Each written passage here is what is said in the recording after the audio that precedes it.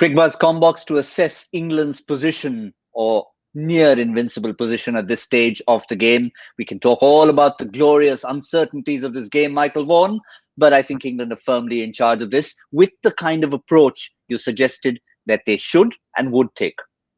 Yeah, I mean, it's the way they've played the white ball cricket for a while. They're a wonderful team to watch.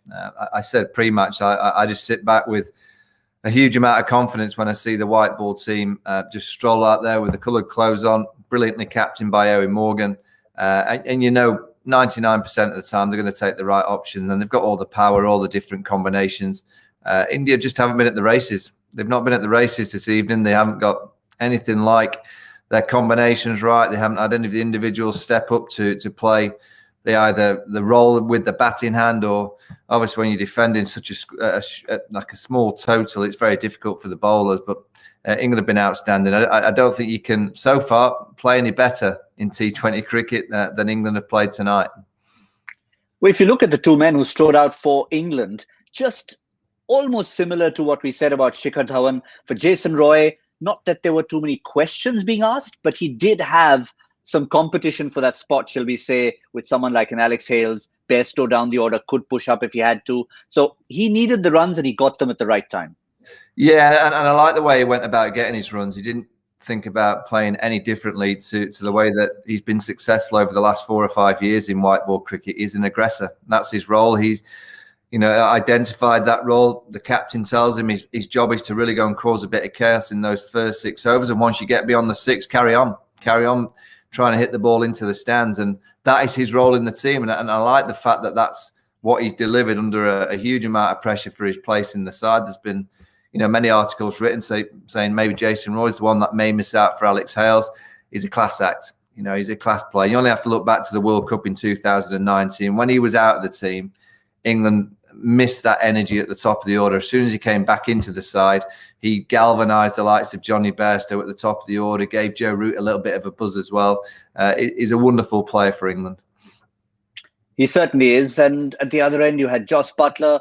And with so much firepower to come, I mean, even with the loss of the wicket, with David Malan striding out, there's still Eoin Morgan, still Johnny Bairstow, still so much to come. So that if they were going after a 160, 170 type total, you still would be sitting back just as relaxed as you are.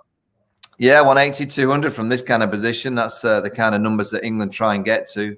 They are an outstanding team, and I'm not just saying this, but many other teams around the world are playing catch-up. This Indian side in T20 cricket, not many will like me for saying it, they're playing catch-up. They've never won the T20 World Cup. Disappointed the last time at the World Cup was in Indian conditions a few years ago. They've got a World Cup in a few months' time, and as we speak, they're a long way off knowing what their best 11 is. And England look like the team that have got all the confidence, the experience. They've got the combinations right. They've got a magnificent captain, and no surprise that in a few months' time, England will be possibly the favourites to win the tournament because they're that good a team. Yeah, well, and lots of points to ponder. Just a quick one before we wrap on India's bowling, because one of the usual suspects we might have expected to see is Washington Sundar in that top 6. Now, there tends to be looking at the opposition. Are there any left-handers out there? There aren't, so we won't go with him. Are you someone who goes with that, or do you go with someone who just has a good record at that point of the innings? No, I think you have to go with the right combinations. I mean, the left-arm spinner to 2 right-handers, I think that's sensible.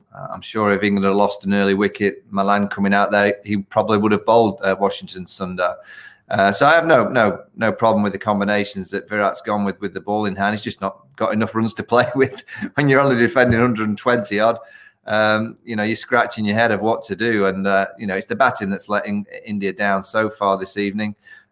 England have been magnificent. There's no other expression but to say that so far England have dominated the game because they've just looked a better T20 cricket team.